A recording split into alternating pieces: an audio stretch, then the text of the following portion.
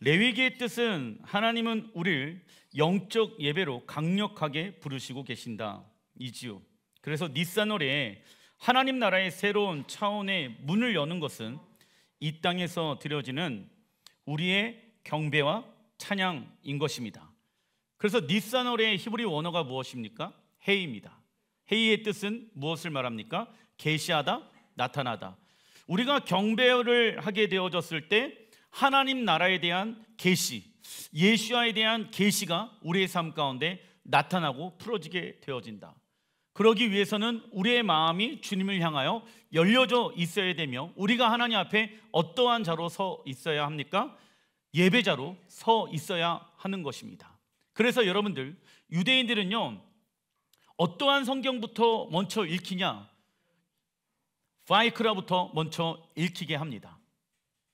창세기, 출애굽기, 어떤 신명기를 먼저 읽히는 것이 아니라 바이크라부터 먼저 읽힙니다. 왜냐하면 하나님이 어떠한 분인가를 알려면 예배자가 되어야 하기 때문입니다. 그리고 바이크라 마지막 단어에서 카라, 히브리 언어, 부르신다, 선포하다, 외치다는 미완료형으로 기록되어져 있습니다. 그래서 지금 이 순간에도 하나님은 우리를 어떠한 자로 부르시고 계십니까? 예배자로 부르시고 계신다.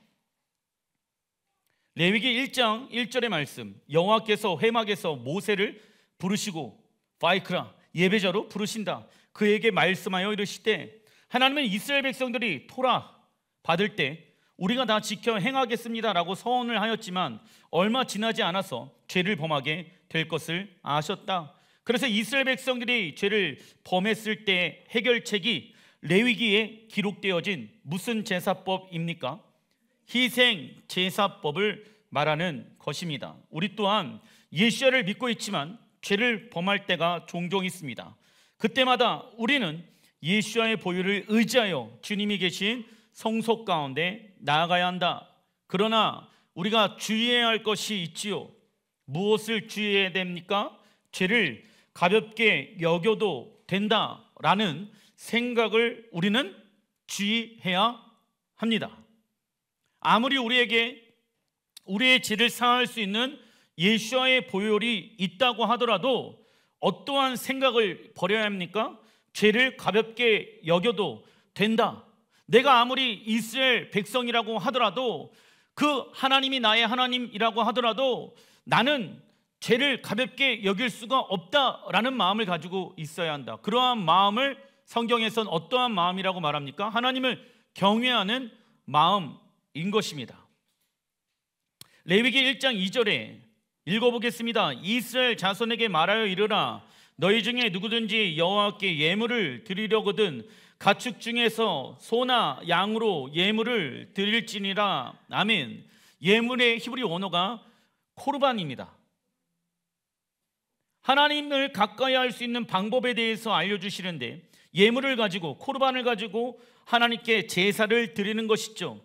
예물의 히브리 원어가 코르반은 동사 카라브에서 유래되어졌는데 그 뜻은 가까이 가다입니다.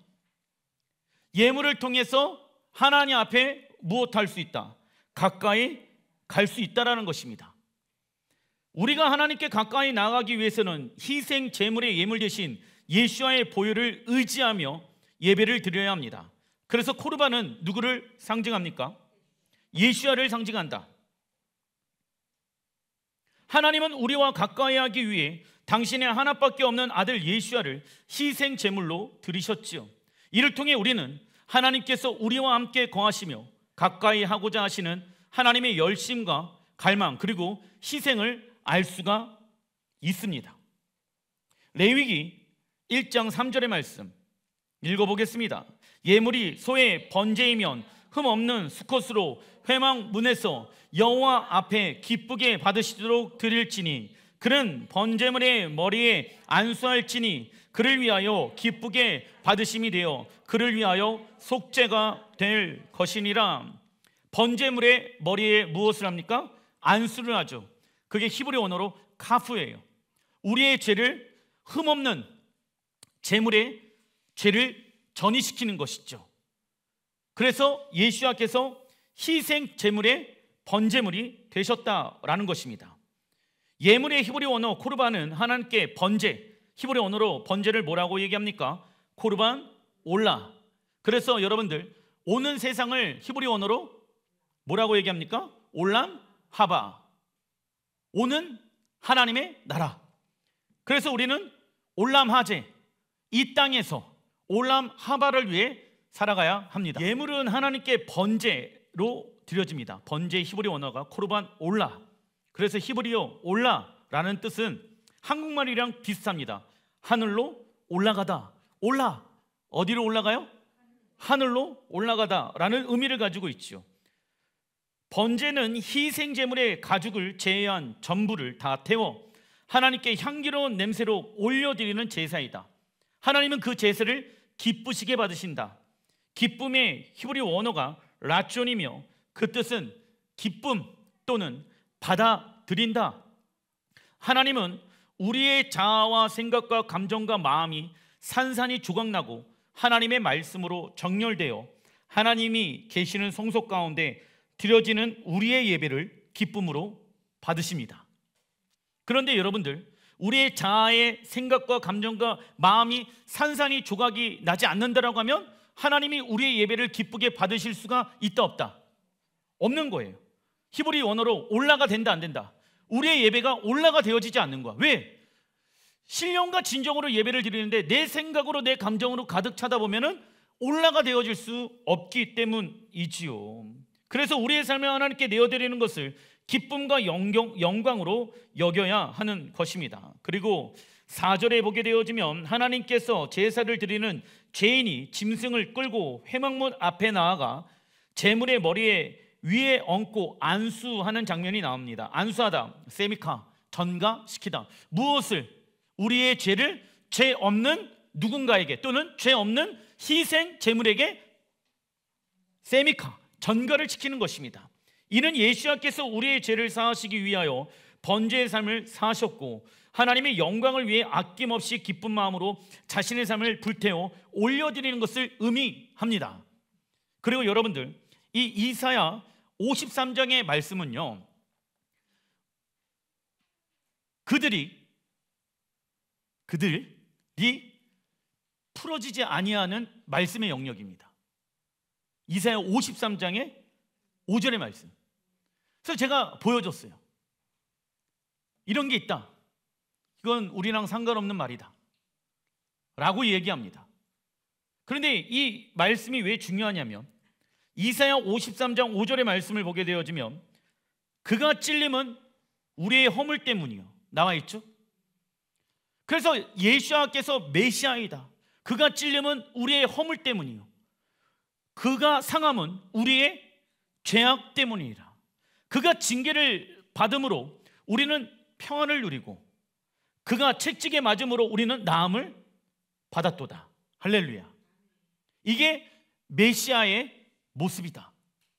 그리고 6절, 우리는 다 양 같아서 그릇 행하여 각기 제 길로 갔거늘 여호와께서는 우리 모두의 죄악을 그에게 담당시켰도다. 그가 누구입니까? 예수와 메시아이죠. 7절, 그가 곤욕을 당하여 괴로움을 때에도 그의 입을 열지 아니하였음이요 아무 말도 하지 않았대. 억울하고 변명, 어떠한 거부도 하지 않았다라는 거예요. 그리고 또 마치 도수장으로 끌려가는 어린 양과 털 깎는 자 앞에서 잠잠한 양같이 그의 입을 열지 아니하였도다라고 말하고 있습니다. 어떠한 말을 안 했다라는 거예요. 내가 왜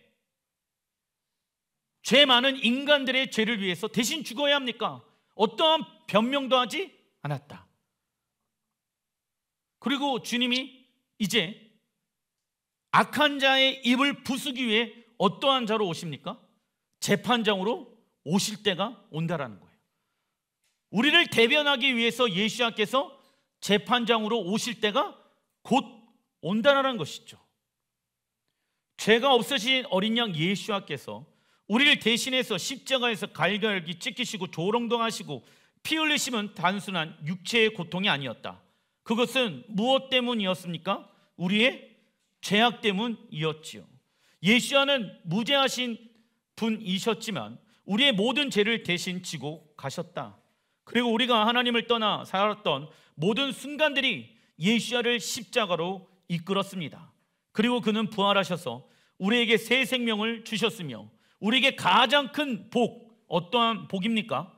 무엇을 회복시켜 주셨습니까? 하나님과의 관계예요. 하나님과의 끊어졌던, 우리의 죄로 말미암아 하나님과의 관계가 끊어졌던 그 영역을 예수와의 십자가의 은혜로 회복시켜 주었다라는 것입니다. 우리의 어떤 의로움을 가지고 하나님 앞에 의롭다라고 여김을 받을 수 있습니까? 없습니까?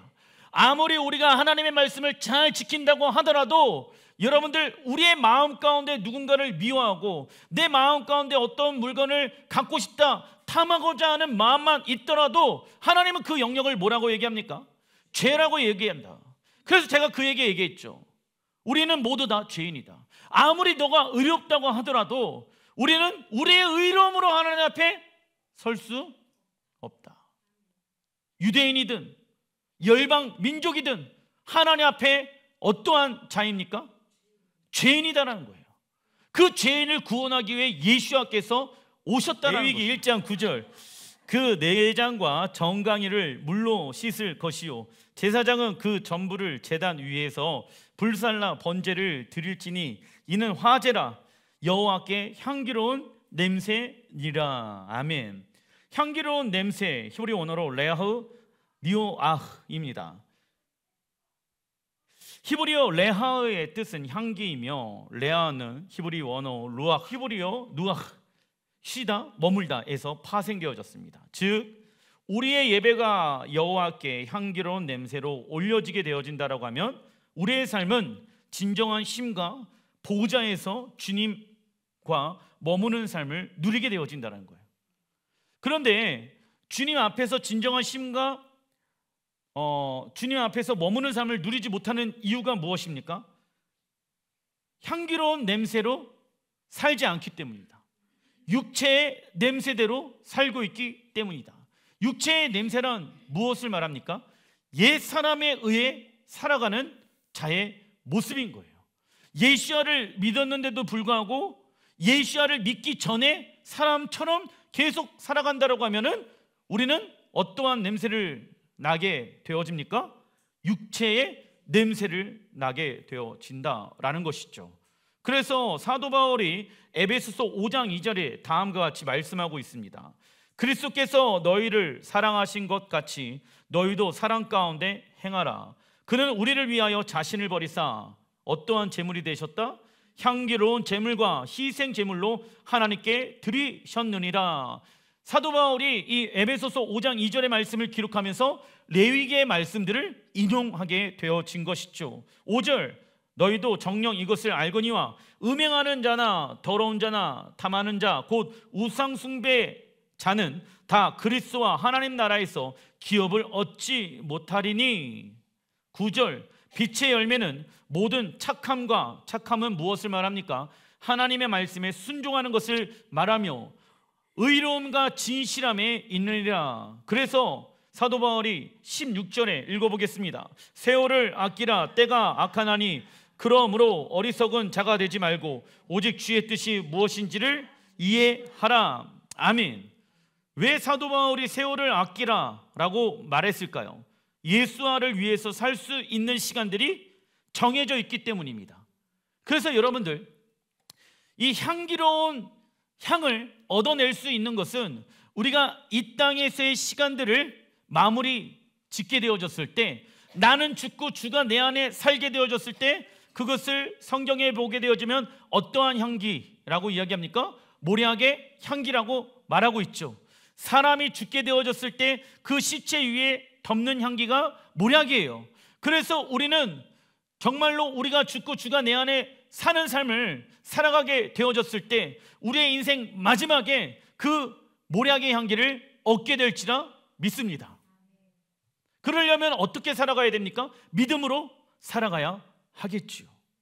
그래서 세월을 아끼라는 거예요. 믿음으로 살아가는 시간들이 무엇되어져 있다? 한정되어져 있기 때문입니다. 우리는 왕이신 예수 앞에 설 때까지 육체의 냄새를 제거하고 우리의 자아를 십자가에 죽여야 합니다. 그러면 우리는 모략의 향기를 얻게 될 것입니다.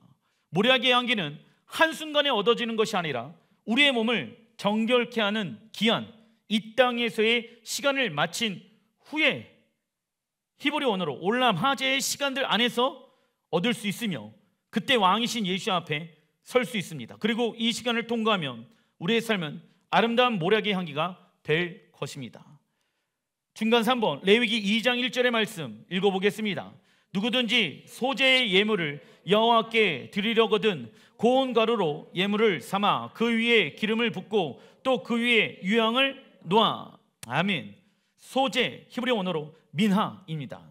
이 소재의 히브리 언어는 마나흐에서 유래되어졌다. 그 뜻은요 빌려주다, 선물하다입니다.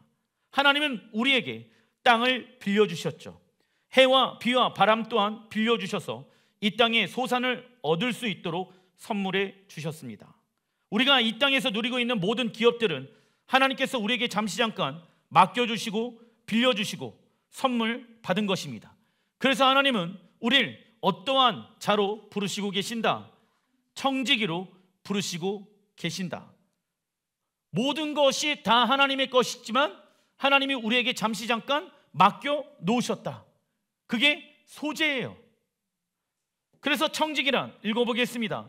하나님이 우리에게 맡겨주신 모든 것을 남용하지 않고 책임있게 관리하는 자입니다. 청지기는 성경적 가치를 가지고 하나님이 주신 신체, 재능, 열정, 마음, 감정, 시간들을 관리하는 선한 청지기로 살아가야 합니다. 하지만 자기 자신을 완전히 십자가에 죽이지 않고 거듭나지 않은 사람은 사단과 세상의 유혹을 쉽게 받으며 사소하고 하찮은 유혹에도 넘어지고 말 것입니다. 그리고 좀 더 쉽게, 좀 더 편안하게 살기 위해 하나님의 말씀대로 살지 않는다라고 하면 그 사람은 언제나 어려움에 처하게 될 것이며 나만 힘든 것이 아니라 나로 인해 주변 사람들을 힘들게 할 것입니다. 무엇이냐면 내가 예수야를 믿는 사람이에요. 근데 우리의 가정 가운데 우리 남편 또는 자녀들이 예수야를 믿지 아니하고 자기가 원하는 대로 살아가요. 그러면 자기가 원하는 대로 살아가는 이유 중에 하나가 무엇이냐면 편안하게 살기 위해서 그렇게 살아가는 것 아니겠습니까? 그런데 그 결과가 나만 어려운 것이 아니라 나와 함께 살고 있는 사람들에게도 무엇을 준다? 어려움을 준다. 그런데 성경에 보게 되어지면 예수야를 믿는 사람들이 예수야의 흔적을 가지고 살아가야 된다라고 말씀하고 있습니다. 내가 예수야를 믿기 때문에 예수야의 흔적을 남기면서 살아갑니다. 그런데 같이 살고 있는 믿음이 없는 사람들이 내가 예수님을 위해 살아가는 모습을 바라보면서 불편해합니다. 하지만 그 결과는 무엇일까요? 샬롬입니다. 그러나 우리가 열심을 다하여 하나님을 섬기고 기도에 힘을 쓴다라고 하면은 참된 평화를 찾을 수 있을 것이며 하나님의 은혜와 사랑을 통하여 이 세상의 온갖 고통 또한 가볍게 느껴질 것입니다. 그리고 소재를 드리기 위해서는 적어놔 주십시오. 무엇이 필요합니까? 고운 가루, 히브리 언어로 솔레트 필요합니다. 고운 가루는 밀의 소갈만을 곱게 빻아 만든 가루를 말한다. 밀이 고운 가루가 되기 위해서는 먼저 밀의 껍질을 벗기는 과정이 필요하고 그 다음 곱게 빻아야 합니다. 즉 번제에서 가죽을 벗기듯 소재에서는 무엇을 벗겨내어야 합니까? 껍질. 그래서 우리의 어떠한 모습들이 날마다 십자가에 죽어야 하며 하나님께서 믿으시도록 내어드려야 됩니까? 우리의 겉사람,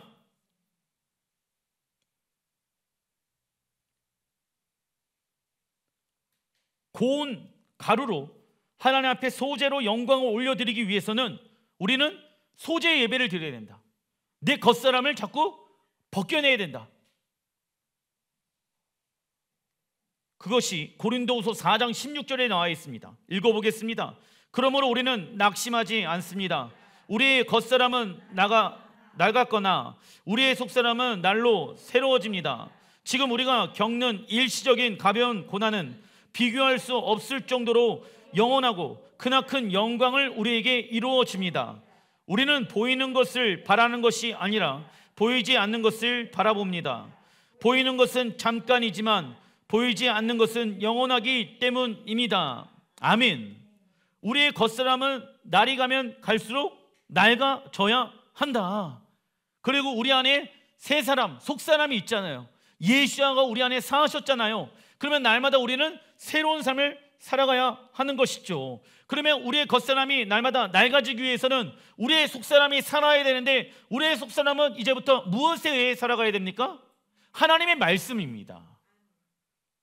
우리가 하나님을 믿으면서 낙심하지 않을 수 있는 이유는 겉사람은 낡아지고 속사람은 날마다 새롭게 되어지기 때문이지요.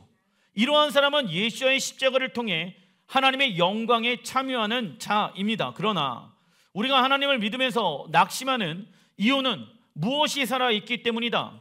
겉사람, 육체의 사람이 살아있기 때문에 우리가 낙심한다라는 거예요. 목사님, 낙심하는 일이 우리의 삶 가운데 나타나는데요, 그러면 우리의 속사람이 어떻게 반응해야 됩니까? 하나님은 하실 수 있습니다. 하나님은 좋으신 분이십니다. 하나님은 능력이 있으신 분이십니다. 하나님, 내가 기도와 예배를 통해 돌파하겠습니다. 근데 겉사람은요, 어떻게 반응합니까? 염려하고 걱정하고 근심한다라는 거예요. 그게 겉사람이 반응하는 모습입니다. 그 결과 하나님의 샬롬이 임할 수가 없는 것입니다. 다음은 신약 성경에서 말하는 예배에 대해서 알아보겠습니다. 로마서 12장 1절의 말씀 읽어보겠습니다. 그러므로 형제들아, 내가 하나님의 모든 자비하심으로 너희를 권하노니 너희 몸을 하나님이 기뻐하시는 거룩한 산 제물로 드리라. 이는 너희가 드릴 영적 예배니라. 아멘. 영적 예배란, 읽어보겠습니다. 하나님의 영광과 만족을 위해 악과하지 않고 자원하는 마음으로 우리의 삶을 드리는 것을 말합니다. 영적 예배의 비결은 왕이신 하나님께 영광과 육이 항복하는 것이며 겸손히 그분의 생명과 능력을 신실하게 기다리는 것을 말하고 있는 것입니다. 우리가 함께 예배하고 찬양하잖아요. 기도하잖아요. 그것만이 영적 예배가 아니라 우리의 삶 가운데 자원하는 마음으로 우리의 삶을 주님께 내어드리는 것을 말하고 있는 것이죠. 그래서 갈라디아서 6장 17절에 내가 내 몸에 예수의 흔적을 지니고 있노라 라고 말하고 있습니다. 우리가 예수를 믿게 되어지면 당연히 어떠한 흔적이 생기게 되어집니까? 예수와의 흔적이 생기게 되어진다. 그래서 우리는 레위기를 통해 거룩과 속됨, 정결과 부정을 구별할 수 있어야 됩니다. 이것이 흔적인 거예요. 이게 거룩한 삶인 거예요. 이게 예수와의 흔적인 거예요. 즉 예수와의 보혈로 씻겨진 거룩한 자가 세상 사람들처럼 평범하게 편안하게 세상 이들이 하는 것을 다 해가면서 살아가는 것은 잘못된 것입니다. 하나님의 나라의 백성들은 특별하고 존귀하고 위대한 하나님의 말씀에 의해 살아가지요. 성경은 이를 어떠한 삶이라고 말합니까? 거룩한 삶, 구별되어진 삶이라고 말합니다. 예수의 흔적이 거룩한 삶이죠. 하나님을 따라가다 보면은 힘듦이 오겠죠. 그러나 하나님은 그러한 삶을 뭐라고 얘기합니까? 거룩한 삶이다. 그래서 예배자는 자신의 생각, 감정, 계획, 뜻 어느 것 하나 마음대로 살아갈 수 있다 없다? 없다. 그냥 교회에 와서 예배자로 기도하는 자로 하는 것은 누구나 다 할 수 있습니다. 그것이 다 나쁘다고 이야기하는 것이 아니지요. 하지만 우리가 여기에서만 예배자로 살아가는 것이 아니라 부르신 직장에서, 가정에서, 학교에서 예배자로 살아가기 위해서는 감정, 생각, 계획, 뜻이 다 내 마음대로 살 수가 없다라는 것입니다. 어떤 이는 이를 어떻게 반응합니까? 어렵다, 힘들다라고 반응합니다. 그러나 고통이 없으면 큰 영광도 없습니다. 진리예요. 고통이 없으면 뭐가 없다고요? 편안하게 한번 살아보십시오. 대충 한번 살아보십시오. 하나님 나라에서 영광이 있는지. 근데 우리가 왜 이 세상의 말과 반대로 살아가려고 애를 씁니까? 힘들죠. 그게 예수와의 흔적이에요. 왜 그렇게 살아가냐? 나는 거룩한 제사장이에요. 거룩한 나라예요. 거룩한 백성이에요. 여러 가지 어려움이 오더라도 나는 그렇게 살기로 결정한 것입니다. 왜? 예배자이니까. 왜? 주님 앞에 영원토록 주님을 찬양하고 살아갈 제사장이기 때문입니다. 히브리서 10장 19절에 읽어보겠습니다. 그러므로 형제들아, 우리가 예수의 피를 힘입어 성소에 들어갈 담력을 얻었나니 그 길은 우리를 위하여 휘장 가운데 열어놓으신 새로운 살 길이요 휘장은 곧 그의 육체니라 말씀합니다. 우리는 죄가 없으신 어린 양 예수와께 우리의 모든 죄를 전이시켜야 합니다. 그리고 우리를 기다리고 계시는 하나님께로 나아가야 합니다. 그러면 하나님의 뜻을 알아 하나님의 사람으로 성장하여 주님의 고난에 참여하게 될 것입니다. 이게 무슨 얘기냐? 예배를 통해서 우리의 죄를 누구에게 전이시킵니까? 예수께로. 하나님, 내가 지금 하나님이 원하지 아니하는 죄를 범하였습니다. 행동을 하였습니다. 그러면 그 영역들을 내 힘을 다하여 예수께 뭐 해야 됩니까? 전이시켜야 되는 거예요. 주님께 내어드립니다. 무엇을요? 나의 죄를. 거기에 힘을 쏟아야 돼요. 그래서 여러분들, 이 죄인이 제사장 앞에 제사물을 가지고 오잖아요. 그런데 거기에 예를 들어서 이제 소에 전이를 시키잖아요. 제사장이 전이시키는 게 아니에요.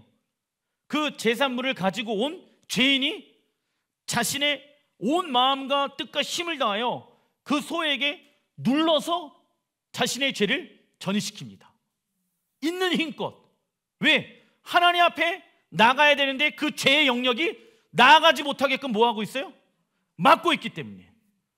그래서 하나님, 내 있는 힘을 다하여서 내가 하나님 앞에 나아가지 못하게끔 방해하는 세력들을 주님 앞에 내어 드립니다. 그냥 단순히 이것은 예수와의 보혈로 내 지금 내 마음을, 내 생각을, 나의 뜻을 보혈로 덮어주십시오, 이런 차원이 아닌 거예요. 있는 힘을 다하여서 나의 죄의 영역을 예수 앞에 전이시켜야 된다. 주님 앞에 나아가지 못하는 영역이 있단 말이에요. 사단은 그것을 가지고 나아가지 말아라, 나아가지 말아라, 우리를 괴롭게 하고 있다. 그래서 예배자로 나아가지 못하면 결국 예수와에 대한 계시가 우리 안에 풀어질 수가 없으며 하나님 나라에 대한 소망 또한 우리 안에 생기지 못하게 되어집니다. 로마서 8장 17절에 자녀이면 또한 상속자 곧 하나님의 상속자요 그리스도와 함께 한 상속자니 우리가 그와 함께 영광을 받기 위하여 무엇을 받아야 됩니까? 이거는 진리예요. 그런데 이 땅에서 살아가면서 하나님 때문에 고난을 받지 않고자 하는 사람은 무엇도 없다. 이걸 우리가 기억해야 된다라고요. 그래서 힘들게 왜 그렇게 살아가냐라고 했었을 때 우리에게 다가올 무엇이 있다? 영광의 때가 올 거라 믿는다. 근데 어떤 사람은 그렇게 살지 않습니다. 목사님, 지금 말씀대로 살아가는 것은 너무 힘이 들어요. 거기 안에만 머물러 있으면 안 됩니다. 하나님 앞에 나아가지 못하게끔 예배를 드리는데 방해하는 그 모든 영역을 예수 앞에 전이시켜야 되는 거예요. 그래야지 하나님 앞에 나아갈 수가 있다는 것이죠. 주님이 계신 성소 가운데 나아갈 수가 있다는 것입니다. 그래서 예수와의 보혈이 날마다 우리의 삶을 덮도록 해야 한다. 그냥 단순히 예수의 보혈로 덮어주십시오, 그냥 뭐 지나가는 주문처럼 그렇게 외워서는 안 되는 거예요. 그 영역을 잘라버려야 되는 거예요. 그 영역을 예수 앞에 내던져야 되는 거예요. 그래야지 하나님과의 관계가 무엇되어진다? 회복되어진다. 대부분의 사람들은 영광을 받으려고 하지만 무엇을 받으려고 하지 않습니까? 고난. 그러나 사도 바울은 예수를 위하여 고난을 참여하는 것은 적어놔 주십시오. 영광스러운 특권이라고 말합니다. 영광스러운 특권. 바울이 이렇게 살아갈 수 있는 이유는 하나님과 친밀한 관계 속에서 생명력을 얻고 있는 거예요. 그리고 하나님의 성품과 뜻을 깨달아 여러 영혼들을 섬길 수 있었던 것입니다. 그런데 영혼들을 섬기는데 쉽게 섬겨집니까? 아니죠. 그래서 하나님의 사람은 하나님의 뜻을 행할 때 무엇을 느끼는지 아십니까? 큰 만족을 느끼는 거예요. 감사를 느끼는 거죠. 마태복음 5장 23절에 그러므로 예물을 제단에 드리려다가 거기서 내 형제에게 원망을 들을 만한 일이 있는 것이 생각나거든 예물을 제단 앞에 두고 먼저 가서 형제와 화목하고 그 후에 와서 예물을 드리라. 예수와는 우리에게 잘못 대하는 사람들을 용서할 것을 요구하고 계신다. 우리가 다른 일을 용서할 수 있는 이유는 읽어보겠습니다. 하나님이 우리를 용서하셨기에 감사함으로 행할 수 있는 것입니다. 그러나 우리가 이를 행하지 않는다라고 하면 하나님께 드리는 예배와 하나님과의 모든 관계가 방해받을 것을 말씀하고 있는 것이죠. 그래서 우리에게 중요한 것은 먼저 하나님과의 관계입니다. 하나님과의 관계가 너무나도 소중하기 때문에 이웃을 향한 분노의 마음을 하나님의 말씀으로 다스리며 하나가 되도록 노력하고 기도해야 한다. 그래서 호세아 6장 6절에 나는 인애를 원하고 제사를 원하지 아니하며 번제보다 하나님의 아는 것을 원하노라 말씀하고 있죠. 인애 히브리 언어로 헤세드, 뜻은 무엇을 바탕으로 한 신실하고 충실한 사랑일까요? 하나님의 말씀. 하나님의 말씀을 바탕으로 한 신실하고 충실한 사랑이 헤세드입니다. 그래서 우리는 하나님을 사랑할 때 우리가 원하는 방법으로 하나님을 사랑하는 것이 아니라 하나님이 원하시는 방법으로 하나님을 사랑하고 내 이웃을 사랑해야 한다. 내가 원하는 방식으로 하나님을 사랑해서는 된다, 안 된다? 안 된다. 그냥 무조건 하나님 감사, 하나님 찬양, 하나님 좋아. 맞아요. 그것도 맞지만은 이제부터 정말로 내가 원하는 방법으로 하나님을 사랑하는 것이 아니라 주님이 원하는 방법으로 살아가야 한다. 그리고 헤세드의 히브리 언어는 하사드에서 파생되어졌습니다. 히브리어 하사드는 몸을 구부려서 바라보다입니다. 이는 부모가 어린 자녀를 바라볼 때 사랑과 자비의 마음으로 바라보는 것을 말한다. 이처럼 하나님이 우리를 바라보실 때 사랑스럽게 자비로움으로 바라보시듯 우리의 이웃을 그렇게 바라보는 것이 무엇입니까? 헤세드입니다. 그래서 우리의 예배를 통해 하나님의 인애를 경험하게 되어지면 이웃들의 연합과 허물을 덮어줄 수 있으며 이웃을 다시 사랑할 수 있게 되어지는 것입니다. 기도하겠습니다.